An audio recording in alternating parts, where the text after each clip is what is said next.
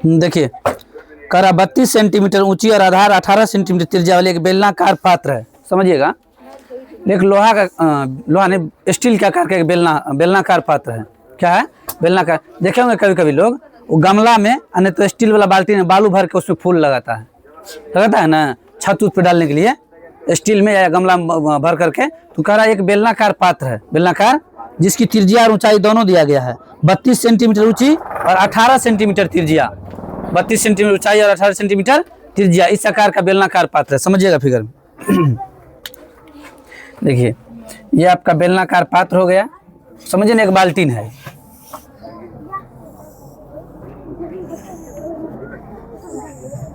इसमें पूरा मतलब रेत का कण भरा हुआ है, बालू का कण। ठीक है, क्या भरा हुआ है? बालू का, जिसका ऊंचाई दिया गया है, क्या दिया गया है? 32 सेंटीमीटर। क्या सेंटीमीटर है? 32 सेंटीमीटर। और त्रिज्या दिया गया है 18 सेंटीमीटर। ये आर जो है ये क्या दिया गया है? 18 सेंटीमीटर। क्या सेंटीमीटर है? 18 सेंटीमीटर। फिर देखिए सवाल में क्या कह रहा है? कह रहा है कि इसको, इस बाल्टीन को उलट दिया जाता है। बाल्टीन को, अच्छा एक बात बताइए हमको, कभी अगर गेहूं या धान और तैयार होता है तो उसको अगर कठौती में लग जाते हैं, ऐसे पलट देते हैं, तो उसका ढेरी कैसा बनता है? शंकु के आकार का। नीचा में बेसी छिड़ जाएगा और ऊपर गोल होते जाएगा, तो कैसा बन जाता है? शंकु। इस बालू को भी अगर हम पलटेंगे तो बालू पलटने के बाद इसका आकार कैसा बन जाएगा? शंकु के आकार का। किस आकार का बन जाएगा? शंकु के आकार का। करा इसमें जो मतलब रेत का कण भरा हुआ, बालू का कण भरा हुआ है, इसको क्या किया जाता है? उलट दिया जाता है। चलिए डायरेक्ट इसको हम उलट देते हैं। इसको जब उल्टेंगे तो ऐसा कुछ फिगर बनेगा।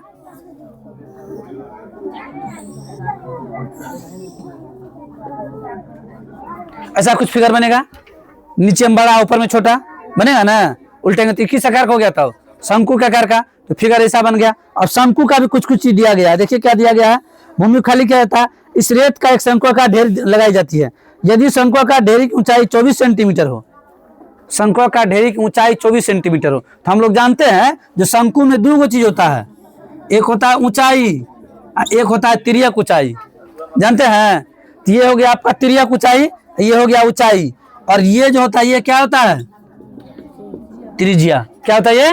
तो शंकु का नहीं त्रिज्या पता है, नहीं तिर्यक ऊंचाई पता है, सिर्फ क्या पता है? ऊंचाई पता है। क्या पता है? ऊंचाई पता है। तो सवाल कह रहा है, कैसे देखिए, कह रहा है इसका त्रिज्या और तिर्यक ऊंचाई ज्ञात कीजिए। सवाल में स्पष्ट लिखा हुआ है। क्या लिखा हुआ है? स्पष्ट लिखा हुआ है, दो चीज ज्ञात कीजिए। इसका क्या सब? त्रिज्या और तिर्यक ऊंचाई, दो चीज ज्ञात कीजिए। तो पहले यहाँ क्या है? बेलन। तो फार्मूला क्या लगेगा? बेलन का आयतन। इसी को उलट दिया जाता है, क्या बन जाता है?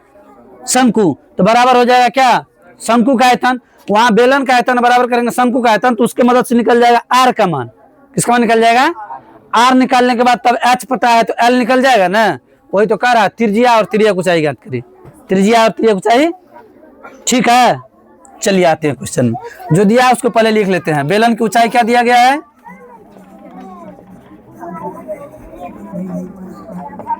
Capital H equal to 32 centimetre. क्या सेंटीमीटर है? उसके बाद बेलन का त्रिज्या दिया है। बेलन का त्रिज्या कितना है रे? R equal to 18 centimetre. क्या सेंटीमीटर? 18 सेंटीमीटर। उसके बाद तथा शंकु की बात किया जाए तो शंकु का ऊंचाई क्या दिया है? स्मॉल एच बराबर 24 सेंटीमीटर। और शंकु की त्रिज्या तथा तिर्यक ऊंचाई ज्ञात करना है। यही ना? तिर्यक ऊंचाई क्या करना है?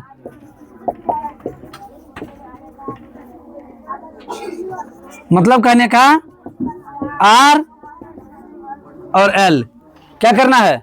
ज्ञात करना है। आर और एल वही वहां भी हम लिखे हैं। चलिए आइए प्रश्नानुसार। प्रश्नानुसार क्या हो जाएगा? बेलन का आयतन इक्वल टू क्या हो जाएगा? शंकु का आयतन। यहां लिखिए बेलन का आयतन। किसका आयतन रे? बेलन का आयतन इक्वल टू क्या हो जाएगा? शंकु का आयतन। शंकु का आयतन। अब बेलन का आयतन का फॉर्मूला बोलिए। पाए, देखिए इसको बड़का आर माने हैं, वैसे यहाँ छोटकी आर लिखा गया है, चलिए इसको बड़का आर लिख लीजिए, बड़का आर। और इसका आयतन क्या था शंकु का, क्या पाई आर स्क्वायर। देखिए इस आर को आर छोटका एच माने हैं, ठीक है। चलिए आइए, पाई से पाई कट जाएगा, कटेगा, और क्या बचा है, आर का मान वहां देखिए क्या है, तो 18 गुने 18, एच का मान कितना है 32 बराबर 1/3, ये आर का मान बोलिए कितना है, ये आर का मान कितना है ज्ञात करना है। और ये एच पता है, आर स्क्वायर एच का मान कितना है 24। चलिए ये 24 गुना में इधर आएगा तो भागा में, 3 भागा काटिए लेते नहीं होता इसको, 8 तिया, ठीक है। अब वो 8 गुना में इधर लाएंगे तो भागा में, चलिए तो 18 गुना 32/8, इधर सिर्फ क्या बच गया तब आर स्क्वायर, इससे कटिए गया, यही तो बचा ना, ये 8 जो बचा था इसको भागा में लाइए लिए हैं, कोई दिक्कत।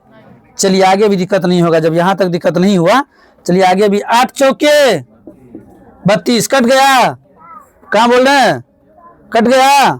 चलिए 18 का गुणनखंड कीजिए तो 3 गुना 2, 3 तिया 9, 9 दूना, ठीक है। फिर यो 18 को तोड़ रहे हैं, 3 गुना 2 कट गया 18, और ये 4 है, इसको भी लिख देते हैं 2 गुना 2 बराबर में। कहिएगा सर ऐसा क्यों कर रहे हैं, आर स्क्वायर है ना, जोड़ा लगेगा तब नहीं वो निकालिएगा, ये स्क्वायर को इधर भेज रहे हैं, देखिए जम्मे पर रूट चढ़ जाएगा, चढ़ गया। अब एक जोड़ा में से वो छांट के निकालते जाइए, क्या सब निकलेगा बोलिए तो, एगो 3 यहाँ से, एगो 3 यहाँ से, 2 3 निकल जाएगा रे, और एगो 2 निकल जाएगी बाहर। चलिए 3 तिया 9 दूना 18 दूना 32, चल 36 से 18 दूना 36, किसका मान निकला, वो आर का मान निकला, इसका निकला आर का। क्वेश्चन में 2 चीज निकालना है, एगो आर भी निकालना है और एल भी निकालना है, फिलहाल हम क्या निकाल दिए हैं आर। चलिए अब हमको निकालना क्या है ये बताइए तो, एल ज्ञात करना है। एल बराबर हम फॉर्मूला पढ़ाए थे, root under H square plus, चलिए निकाल देते हैं ये भी, H square plus R square, L equal to, देखिए रूट अंडर एच का वैल्यू कितना है 24 का स्क्वायर प्लस इसका आर में कितना निकाले रे 36, एल बराबर देखिए इस 24 को लिख सकते हैं 12 गुना 2, क्या, चलिए तो है खुश रहो, 24 को लिख सकते हैं 12 गुना 2 का स्क्वायर, कहाँ बोल रहे हैं, 36 को लिख सकते हैं 12 गुना 3 का स्क्वायर, 36, एक ही बात हुआ। अब आगे आ जाइए, इसको करिएगा तो 24 का स्क्वायर 576, 36 का स्क्वायर करके दोनों को जोड़ के फिर वर्गमूल निकालिए, ये आसान मेथड से बता देते हैं, क्योंकि हम लोग जानते हैं 12 दूना 24 है, 12 36, स्क्वायर है तो स्क्वायर चलाते जाइए। अब देखिए एक जोड़ा 12 हो गया ना, एक जोड़ा 12 हो गया, तो इसको देखिए अभी फिलहाल रूटे में रख रहे हैं, ये हो जाएगा 12 का स्क्वायर, यहाँ से आपको क्या बच गया 2, चलिए इसको लिखिएगा 2 प्लस यहाँ से 3 है ना, 3 का स्क्वायर, मतलब दोनों पे स्क्वायर है, अभी 2 पर भी स्क्वायर है और 3 पर भी स्क्वायर है, यहाँ से 2 बचा 2, यहाँ से 3 बचा 3, इस पर भी स्क्वायर था, इस पर भी स्क्वायर था, हम जमे में स्क्वायर डाल दिए, ठीक है, समझ रहे बात को। जमे में क्या किए, मतलब 5 बापू जरे में सब बोले, कार्ड किसके नाम से जाएगा,